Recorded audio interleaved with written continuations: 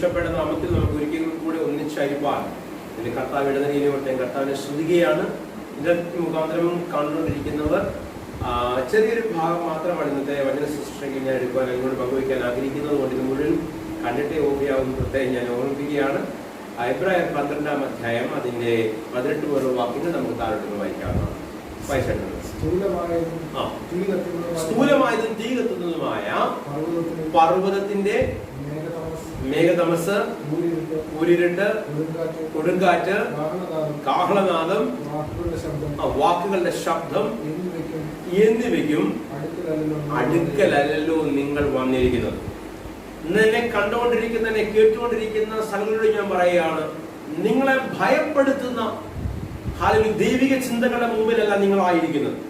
നിങ്ങൾക്ക് വിടുതൽ കഴിവുള്ള സ്നേഹക്കൊതിയനായ നിങ്ങളെ ചേർത്ത് പിടിക്കുന്ന യേശു അപ്പന്റെ അടുത്തത്രേ നിങ്ങളായിരിക്കുന്നത്.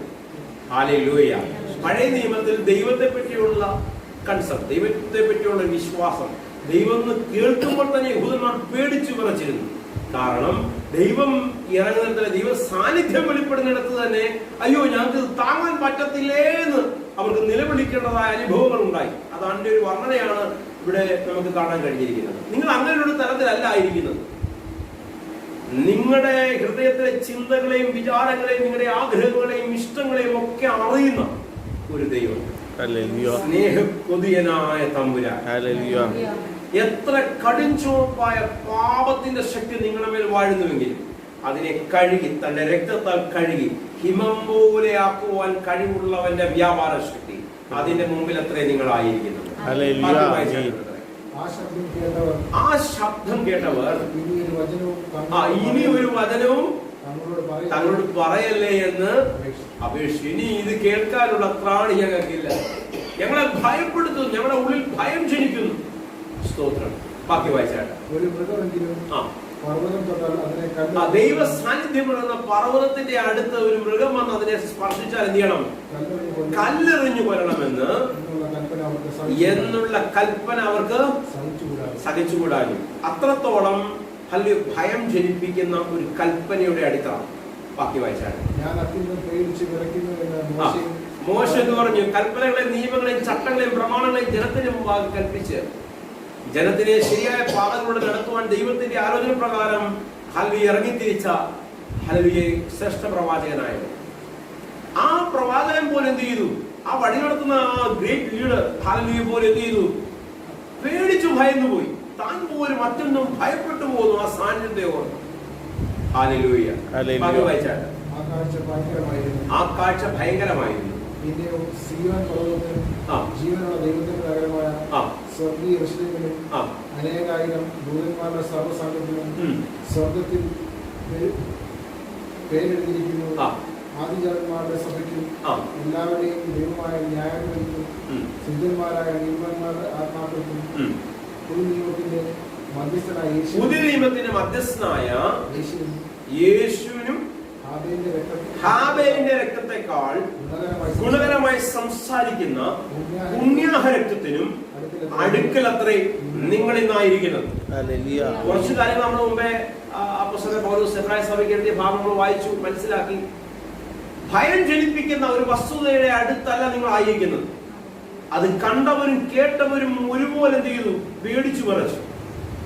ആ കാഴ്ചപ്പാടിന്, ആ ചിന്തയിൽ നിന്നുകൊണ്ട് ദൈവം എന്നെ നശിപ്പിച്ചു കളയും, എനിക്കൊരു മോചനം ഉണ്ടാകത്തില്ല, എന്റെ തെറ്റുകൾക്ക്, എന്റെ കുറ്റങ്ങൾക്ക്, എന്റെ വാക്കിനാൽ പ്രവർത്തിയാലുണ്ടായ ആ കാര്യങ്ങൾ മുഖാന്തരം ദൈവം എന്നെ സ്വീകരിക്കത്തില്ലെന്ന് ആരെങ്കിലും ചിന്തിക്കുന്നുണ്ടെങ്കിൽ യേശുവിന്റെ നാമത്തിൽ പറയാൻ തെറ്റിപ്പോയി. അല്ലെങ്കിൽ എന്റെ കർത്താവ് നിന്നെ ചേർക്കുവാൻ ആഗ്രഹിക്കുന്നു, നിന്നെ ചേർത്ത് പിടിക്കുവാൻ കൊതിക്കുന്നു. നിങ്ങളെന്ന് ആയിരിക്കുന്നത് ഹാബേലിന്റെ രക്തത്തെക്കാൾ ഗുണകരമായി സംസാരിക്കുന്ന പുണ്യാഹ രക്തത്തിന്റെ അടുത്തത്രേ. അല്ലെങ്കിൽ പഴയ നിയമത്തിലെ ഏറ്റവും ശ്രേഷ്ഠമായ രക്തമെന്ന് യഹൂദന്മാർ വിശേഷിപ്പിക്കുന്ന ഒരു വസ്തുതയാണ് ഹാബേലിന്റെ രക്തം. ഹല്ലേലൂയ. ആ കഥകൾക്ക് ഒരുമാതിരിപ്പെട്ട ക്രൈസ്തവ മണ്ഡലത്തിലുള്ളവർക്ക് എല്ലാം അറിയാം. ഹല്ലേലൂയ. അല്ലാതുള്ളവർക്ക് പോലും ആ യുക്തിയുടെയും നിരീശ്വരവാദത്തിന്റെയും ചിന്തകൾ മുന്നോട്ട് പ്രചരിപ്പിക്കുന്ന ഒരു ഭാഗങ്ങൾക്ക് എടുത്ത് പലപ്പോഴും പ്രസംഗിക്കുന്നത് കേൾക്കാറുണ്ട്. ഹല്ലേലൂയ. രണ്ടുപേരും ഒരുപോലെ യാഗം കഴിക്കാൻ ഒരുവന്റെ യാഗത്തിൽ ദൈവം പ്രസാദിച്ചു. അതിന്റെ അനന്തരഫലം എന്താണ്? ദൈവത്തിന്റെ ഗ്ലോറി ഒരുവന്റെ മേലെ ഇറങ്ങി. ദൈവത്തിന്റെ ഗ്ലോറിയും മഹത്വം ഒരുവനെ ഇറങ്ങിയതിന്റെ അടുത്ത റിസൾട്ട് എന്താണ്? മറ്റവൻ എന്ത് ചെയ്തു? എന്റെ മേൽ ദൈവത്തിന്റെ മഹത്വം ഇറങ്ങിയില്ല, ഇവന്റെ മേൽ ഇറങ്ങിയെന്ന് ആ ബോധ്യം വന്നപ്പോൾ എന്ത് ചെയ്തു? തന്റെ സഹോദരനെ കൊന്നുകളഞ്ഞു. വാസ്തവത്തിൽ ആ ഭാഗം പഠിക്കുമ്പോൾ ഒരുപാട് വിമർശനങ്ങൾ യുക്തിയുടെയും ബുദ്ധിയുടെയും തലത്തിൽ നിന്ന് പല കാര്യങ്ങളെ വിചിന്തനം ചെയ്ത കാലഘട്ടത്തിൽ എന്റെ ഉള്ളിലും ഉണ്ടായിട്ടുണ്ട്. അന്ന് ഒരുമാതിരിപ്പെട്ട ആ തലത്തിൽ ചിന്തിക്കുന്ന ചോദ്യമാണ്, ദൈവത്തിന്റെ മഹത്വം ഇറങ്ങിയിടത്ത് സംഭവിച്ചത് എന്താണെന്ന് ജനം ഒന്ന് കേൾക്കുക. എന്താണ് ദൈവത്തിന്റെ മഹത്വം ഇറങ്ങി? ഒരുത്തിന്റെ ചോര വീണു. ദൈവത്തിന്റെ മഹത്വം വെളിപ്പെട്ടവനെ ദൈവത്തിന്റെ മഹത്വം ഇല്ലാത്തവൻ കൊന്നുകളഞ്ഞു. ഇപ്പൊ ദൈവികവാദത്തെ പൊളിച്ചു കെട്ടുവാൻ തക്കവണ്ണം എടുക്കുന്ന ചില തിയറികളാണ് ആ തരത്തിലുള്ള പഠിക്കലും. ഹല്ലേലൂയ. അപ്പം വീഴ്ത്തപ്പെട്ടവന്റെ രക്തം ഭൂമിയിൽ നിന്ന് നിലവിളിക്കുന്നതായി യഹൂദന്മാർ പഠിപ്പിക്കുന്നു. എന്താ നിലവിളിക്കുന്ന അറിയോ? ഇന്നും അവർ ഹാബേലിന്റെ രക്തം സംസാരിക്കുന്നവർ പഠിപ്പിക്കുന്നു. ഹാബേലിന്റെ രക്തത്തിൽ നിന്ന് ഉയർന്ന നിലവിളി എന്താണ്? എന്റെ ചോരയ്ക്ക് പ്രതികാരം ചോദിക്കണേ അപ്പാ. ഇന്നും അതുകൊണ്ട് യഹൂദന്റെ രാഷ്ട്രീയ ചിന്തകളിലും യഹൂദന്റെ മതപരമായ ആശയങ്ങളും എല്ലാം ആ പ്രതികാരത്തിന്റെ ബീജം കിടക്കുന്നു, ആ പ്രതികാരത്തിന്റെ ശബ്ദം കിടക്കുന്നു. ഹല്ലേലൂയ. പ്രതികാരം ചോദിക്കണേ. ഹല്ലേലൂയ. എന്നാൽ പ്രതികാരത്തിന് വേണ്ടി ദാഹിക്കാത്ത ഒരു രക്തത്തെ പറ്റിയാണ് ഞാൻ നിങ്ങളോട് പങ്കുവയ്ക്കാൻ ആഗ്രഹിക്കുന്നത്. അവസാനതുള്ളി രക്തം വരെയും ഊറ്റി തന്നവന്റെ വലിയ സ്നേഹത്തെ പറ്റിയാണ് ഞാൻ നിങ്ങളോട് പങ്കുവയ്ക്കാൻ ആഗ്രഹിക്കുന്നത്. ഹല്ലേലൂയ.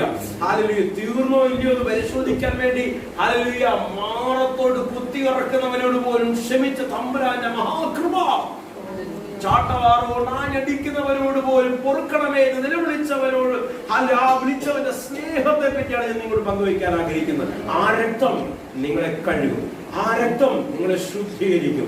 നിങ്ങളുടെ ജീവിതത്തിൽ പാപമോചനവും നിങ്ങളുടെ ജീവിതത്തിൽ രക്ഷയും നിങ്ങളുടെ ജീവിതത്തിൽ നിത്യമായ അനുഭവങ്ങളും ഉണ്ടാകുവാൻ രാജകീയ പുരോഹിത വർഗമായി നിങ്ങൾ മാറ്റപ്പെടേണ്ടതിന് എന്റെ അപ്പയുടെ മഹാകൃപ ഇത് കണ്ടുകൊണ്ടിരിക്കുന്നവരെ മൂടട്ടെ എന്ന് ഞാൻ പ്രാർത്ഥിക്കുകയാണ്. എല്ലാ കണ്ണുകളും അടയട്ടെ. യേശുവയുടെ നാമത്തിൽ പ്രാർത്ഥിക്കുന്നു. എന്നെ കണ്ടുകൊണ്ടിരിക്കുന്നവരുടെ രോഗബന്ധനങ്ങൾ അഴിയട്ടെ.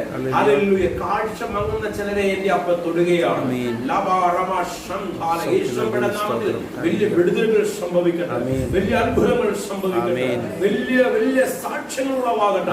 എന്നെ ഇനി ആര് കരുതും, എന്നെ ഇനി ആര് മുന്നോട്ട് നടത്തുമെന്ന് ഭാരപ്പെട്ടിരിക്കുന്നുവെങ്കിൽ നിനക്ക് വേണ്ടി കരുതുന്ന ഒരുവനെ പറ്റിയാണ് ഞാൻ നിങ്ങളോട് പങ്കുവെക്കുന്നത്. യേശുവിന്റെ രക്തം, യേശുവിന്റെ ശക്തി നിന്നെ മുന്നോട്ട് നടത്തുക തന്നെ ചെയ്യും. നിന്റെ ഭവനത്തിലുള്ളവർ നിനക്ക് ചിലപ്പോൾ കൂട്ടല്ലായിരിക്കാം, അല്ലെങ്കിൽ നിന്റെ സ്വന്തക്കാരും ചർച്ചക്കാരും തക്ക സമയത്ത് മാറി നിന്ന് വരാം. പക്ഷെ നിന്നെ നടത്തുമെന്ന് ഉറപ്പ് പറഞ്ഞവൻ നിന്നെ നടത്തുക തന്നെ ചെയ്യും. വലിയ വിടുതലുകളും മറുപടികളും നിങ്ങളുടെ ജീവിതത്തിൽ ഉണ്ടാകട്ടെ. ജീവിതം കൊണ്ട് ദൈവം ഉണ്ടെന്ന് സാക്ഷീകരിക്കുവാൻ ഇടവരട്ടെ എന്ന് ഞാൻ പ്രാർത്ഥിക്കുകയാണ്. തർക്കിച്ചും വാദിച്ചുമല്ല, എന്റെ ജീവിതമാണ് എന്റെ സാക്ഷ്യം എന്ന് പറയുവാൻ നിങ്ങളെ ഓരോരുത്തരും ദൈവം പാകപ്പെടുത്തട്ടെ എന്ന് ഞാൻ പ്രാർത്ഥിക്കുകയാണ്. പരിശുദ്ധാത്മാവിനാൽ നിങ്ങൾ മൂടപ്പെടട്ടെ എന്ന് ഞാൻ പ്രാർത്ഥിക്കുകയാണ്. സ്വർഗം അടിങ്ങളുടെ പ്രാർത്ഥന സ്വീകരിച്ചതിനെ ഓർത്ത് സ്തോത്രം. യേശു അപ്പയുടെ അധികാരമുള്ള നാമത്തിൽ തന്നെ ആമേൻ, ആമേൻ, ആമേൻ. Last day ministry the bright ചർച്ചിന്റെ പ്ലാറ്റ്ഫോമിൽ നിന്നുകൊണ്ട് നിങ്ങൾ എല്ലാവരും അനുഗ്രഹിക്കപ്പെടട്ടെ ഒരിക്കൽ കൂടെ പറയുവാൻ ഒരുപാട് സന്തോഷമുണ്ട്. കർത്താവ് നിങ്ങളെ ശക്തീകരിക്കട്ടെ, ബലപ്പെടുത്തട്ടെ. ആമേൻ, ആമേൻ, ആമേൻ. ഹല്ലേലൂയ.